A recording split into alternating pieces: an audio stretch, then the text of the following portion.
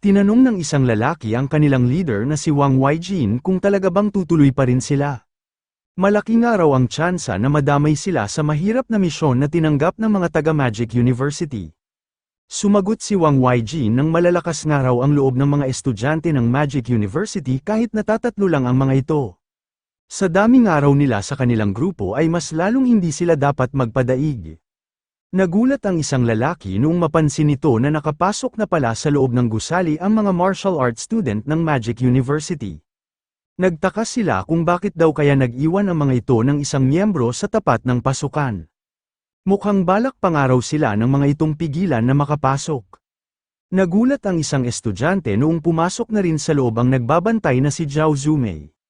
Matapos lang ang ilang minuto ay may lumabas na lalaki sa loob ng gusali. Napagtanto ng mga estudyante na ito nga raw pala ang kanilang target na si Zhang Jicheng.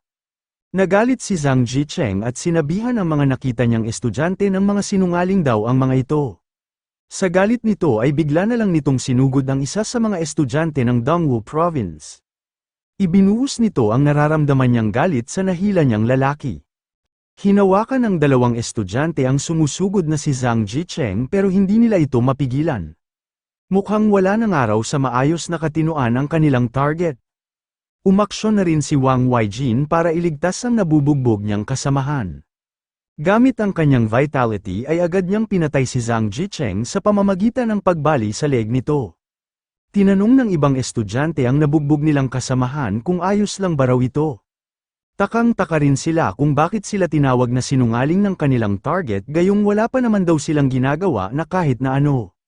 Naisip ni Wang Weijin na sugatan na nga raw si Zhang Jicheng nung lumabas ito at mukhang nagulat nga raw ito ng matindi. Kahit nga raw isa itong peak rank 1 martial artist ay madali niya lang itong napatay nang dahil sa parang nawawala na ito sa katinuan. Napaisip si Wang Weijin kung ano ba raw talaga ang nangyari bago nila nakaharap si Zhang Jicheng. Itinulak ni Wang Weijin ang bungad na pinto ng gusali para tingnan ang loob.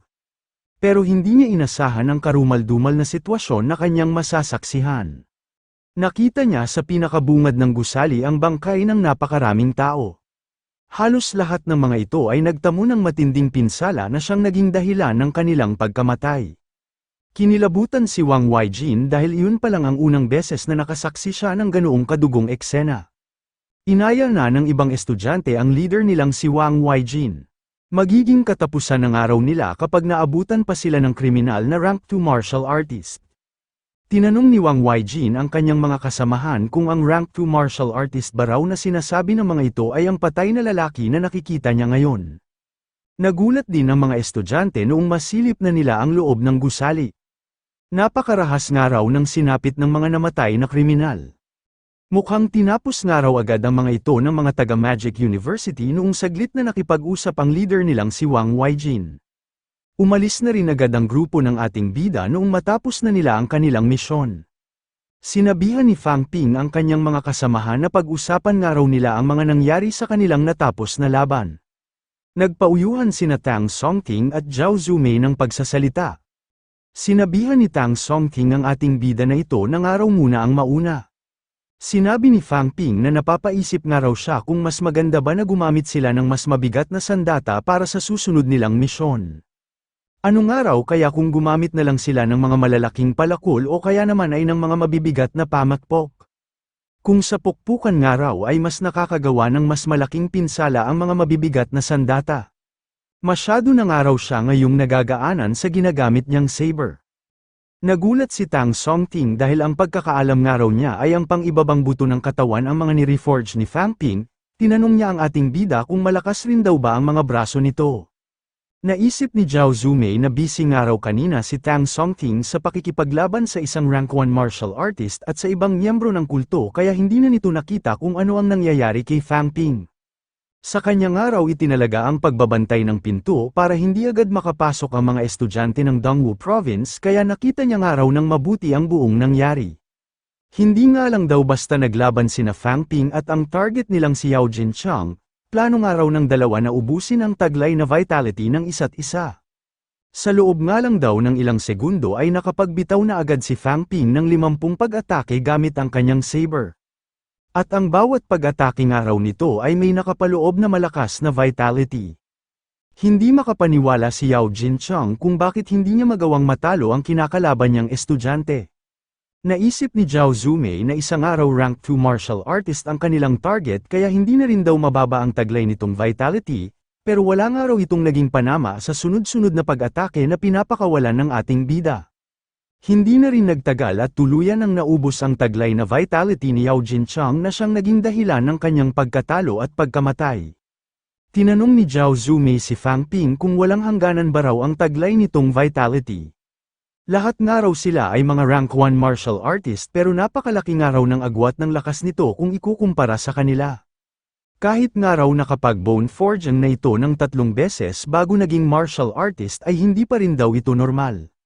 Nagdahilan si Fang Ping na sa totoo nga lang daw ay halos muntikan na siya kaninang maubusan ng vitality. Nagawa niya nga lang daw makapag-focus sa pag-atake sa kanilang target nang dahil sa sina Tang Songting at Zhao Zumei na raw ang umaasikaso sa iba nilang kalaban. Naisip ni Zhao Zumei na kung tutuusin nga raw ay halos kakaunti lang ang kanyang ginawa. Nag-alala si Fang Ping dahil napansin nga raw pala ni Zhao Zumei ang wala niyang tigil na paggamit ng vitality. Mabuti na nga lang daw at nakagawa siya agad ng maidadahilan. Naisip din ng ating bida na kapag mayroon nga raw siyang sapat na wealth value ay magagawa niya nga raw mapabalik ng walang hanggang beses ang kanyang mga nagagamit na vitality. Kapag nakagamit nga raw siya ng vitality habang nakikipaglaban ay maaari niya raw sabihan ang kanyang system na punuin agad ito. Ibig sabihin nga raw noon ay hindi siya matatalo ng iba kung sa ubusan din lang ng vitality ang magiging labanan. Sinabi ni Tang Songting na napakahina nga raw ng mga nakalaban niyang cult members, sayang nga raw at hindi na niya nasubukang makipaglaban sa target nila na rank 2 martial artist. Binanggit din ni Tang Songting na napakahina rin daw ng peak rank 1 martial artist na target ng mga estudyante ng Dongwu Province, mas mahina pa nga raw ito kumpara sa nakalaban nilang si Shifeng. Noong makita nga raw nito na namatay na ang pinakamalakas niyang kasamahan ay agad nga raw itong natakot at hindi na nakagalaw. Sinamantala ni Fang Ping ang oportunidad na kumita ng mas malaking pera. Sinabihan niya si Zhang Jicheng na patatakasin niya nga raw ito kapag ibinigay nito sa kanila ang mga itinabi nitong pills at ang mga mahahalaga nitong pag-aari. Agad na tumakbo si Zhang Jicheng noong mabigay na niya ang lahat ng kanyang pera at mga pills. Kaya laking galit na lang nito noong makita niya na may iba pa palang estudyante ang nag-aabang sa kanya sa labas ng gusali. Sinabi ni Tang Songting na dapat nga raw pala ay pinatay na rin nila si Zhang Jicheng. Pero okay na rin naman daw at nagawa naman nilang makuha ang lahat ng mga mahahalaga nitong bagay, hindi niya nga raw inasahan na mayayaman pala ang mga nakalaban nilang cult members. Sinabi ni Zhao Zumei na malaking araw ang naitulong ng ating bida para matapos ang misyon ng mga estudyante ng Dongwu Province. Sinabi ng isang lalaki na natulungan nga raw sila ng mga taga-Magic University para matapos ang kanilang misyon. Sinigurado nga raw ng mga ito na maiiwan sa kanilang grupo ang martial artist na kanilang target. Nabugbog na rin daw ang kanilang target bago ito nakalabas kaya madali na lang nila itong napatay. Nagyakad na ang ibang mga estudyante na bumalik na raw sila ng kanilang school para makuha na nila ang kanilang mga academic points. Napag-usapan rin ng mga ito na hindi nga raw nila inasahan na napakabait pala ng nakilala nilang si Fang Ping. Nagsalita si Wang Weijin na sa palagay niya nga raw ay mali ang inisiip ng mga ito. Malamang nga raw ay ipinapaabot lang sa kanila ni Fang Ping ang mensahe na napakahina ng kanilang target kaya hindi na niya ito pag-aaksayahan pa ng oras. Sinabi ng ating bida na maliit na pabor lang naman daw ang kanyang ibinigay kaya hindi na raw nila ito dapat pang pag-usapan. Naulit ni Tang Songting na nagmukha nga raw maangas ang team leader ng Dongwu nung atakihin nito si Zhang Jicheng. Pero kung ito na nga raw ang top student ng Dongwu Martial Arts University, ay wala nga raw silang dapat na ipag-alala kapag nakaharap nila ang mga ito sa National Championship. Sabay-sabay na tumunog ang mga cellphone na dala ng grupo ng ating bida. Natanggap nilang lahat ang kasalukuyang academic point ranking ng bawat grupo. Sinabi ni Tang Songting na mayroon na raw pala sila ngayong 132 points. Binanggit naman ni Zhao Zumei na 128 daw ang bilang ng points ng grupo ni Zhao Lei at 4 na points nga lang daw ang kanilang lamang. Nagtinginan ang tatlo dahil halos magkakaparehas lang sila ng naiisip. Agad silang nagdesisyon na pabalikin ang sasakyan para magtungo sa sunod na lokasyon ng kanilang misyon. Hindi nga raw nila maaaring hayaan na malampasan sila ng grupo ni Zhao Lei. Dapat nga raw ang grupo nila ang makakuha ng ika-unang pwesto. Pinatawag ni Nadine Huang Jing at Tang Feng ang lahat ng mga freshmen ng special training class sa loob ng Practical Combat Training Building. Sinabi ni Huang Jing na tapos na nga raw ang isang buwan kaya iaanunsyo na raw niya ngayon ang rank at ang kabuoang bilang na naipong academic points ng bawat grupo. Sinabi ni Huang Jing na ang grupo daw ni Fang Ping ang nakakuha ng ika-unang pwesto na may kabuoang total na 186 points. Makakatanggap rin daw ang mga ito ng dagdag na 100 academic points bilang first place kaya magiging 268 na ang kabuoang points na makukuha ng mga ito. Nang hinayang ang ating bida dahil hindi nga raw nila natapos ang huli nilang misyon, sana nga raw ay napaeksakto na nila sa 200 ang kanilang puntos. Sinabihan ni Zhao Zumei ang ating bida nang sila na nga raw ang nanalo kaya makuntento na raw ito. Binanggit na rin ni Huang Jing ang rank at points na naipon ng ibang grupo.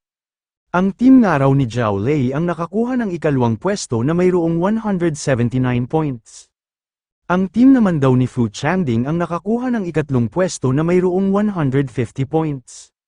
Ang team daw ni Yang Xiaoman ang nasa ika-4 na pwesto na mayroong 138 points. At ang pinakahuli naman daw ay ang team ni Chen Yangxi na mayroong lang 100 points. Sinabi ng isang kasamahan ni Chen Yangxi na nagpakapagod nga raw sila ng sobra sa loob ng isang buwan pero hindi man lang daw sila makakatanggap ng tig-10 academic points. Sinisi niya ang katabi niyang lalaki na ito nga raw ang may kasalanan ng lahat. Nagtanong ang isang estudyante kung ano ba raw ang naiambag nito at bakit siya pa ang sinisisi nito. Sa palagay niya nga raw ay hindi sila napamunuan ng tama ng kanilang team leader. Si Chen Yangxi nga raw ang dapat na maging responsable kung bakit nasa hulihan ang kanilang grupo. Sinabihan ni Din Huang Jing ang lahat ng mga estudyante nang tumahimik raw ang mga ito. Alam nga raw ng mga teaching advisor kung paano ang mga ito kumilos sa loob ng isang buwan.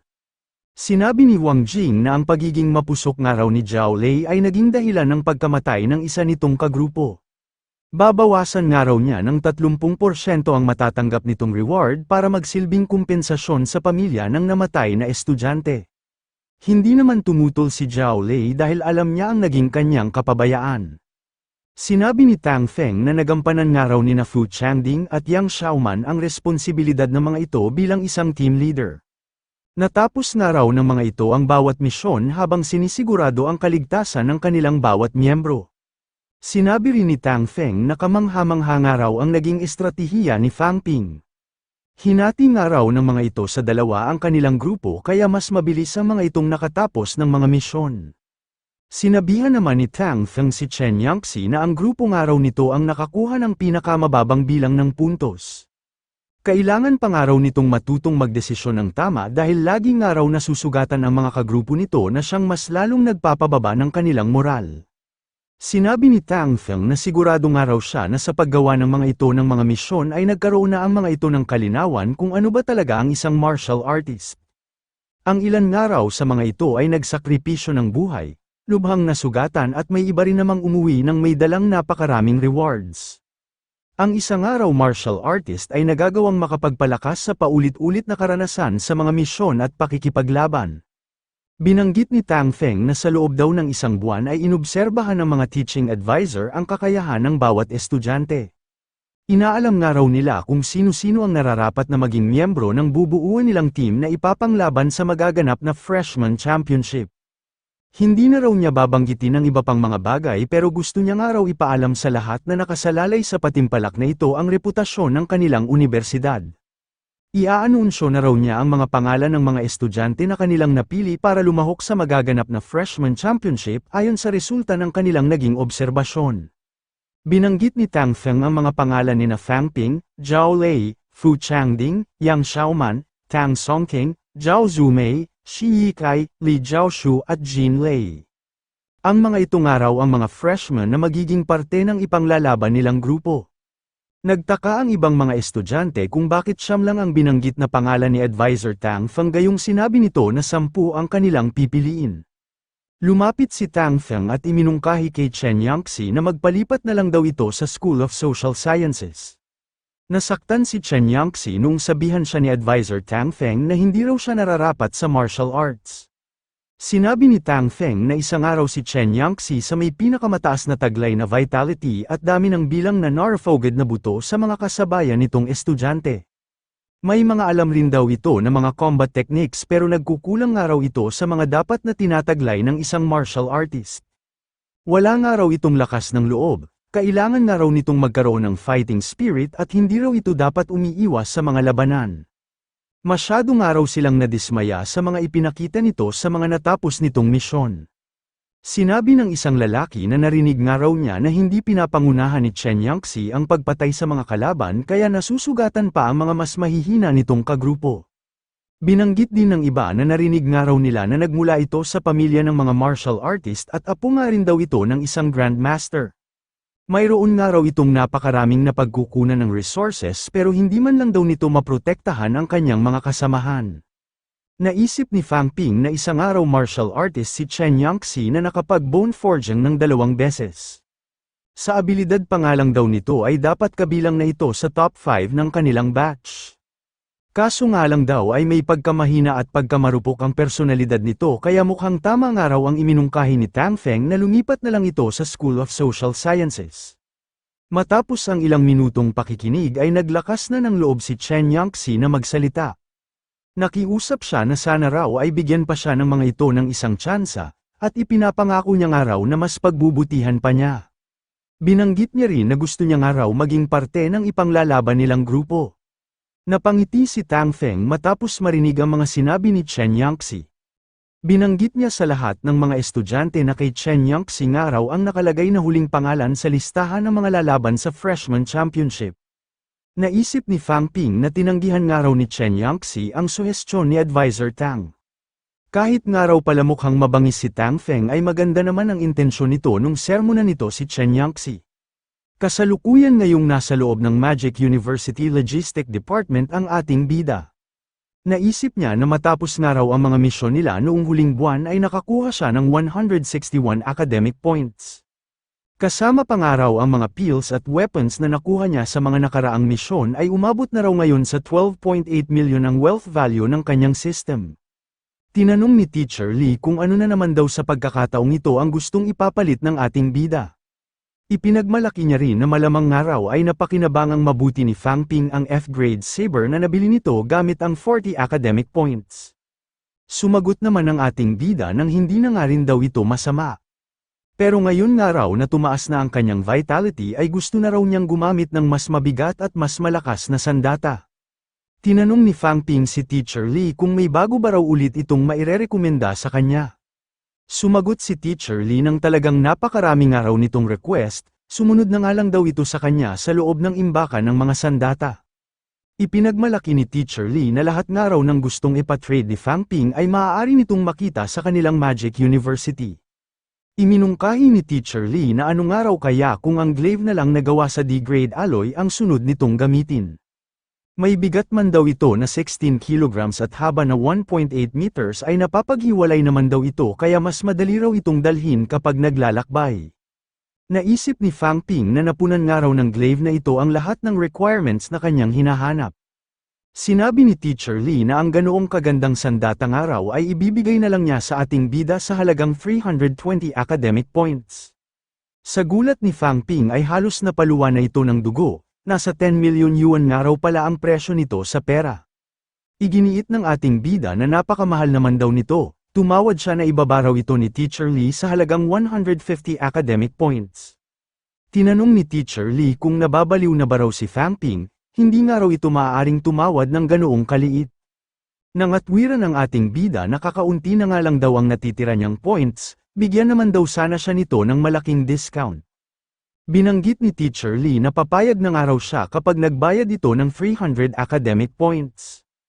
Pero iginiit pa rin ni Fang Ping na 150 points lang daw talaga ang kanyang makakaya. Sinabi ni Teacher Lee na halos 200 points na nga raw ang gasto sa paggawa ng sandata na gustong bilhin ng ating bida kaya hindi niya raw ito maaaring ibigay ng napakamura. Binanggit ni Fang Ping na regular naman daw siya doon na customer kaya bigyan pa nga raw siya nito ng mas malaking discount. Matapos ang 10 minuto ay pumayag na rin si Teacher Lee sa presyo na itinawad ng ating bida. Sinabihan niya si Fang Ping nang kuhanin ng araw nito ang sandata at nang mawala na raw agad ito sa kanyang harapan. Nagpasalamat ang ating bida sa naging pagpayag ni Teacher Lee, babalik na nga lang daw ulit siya doon kapag kailangan na ulit niyang makipag-trade.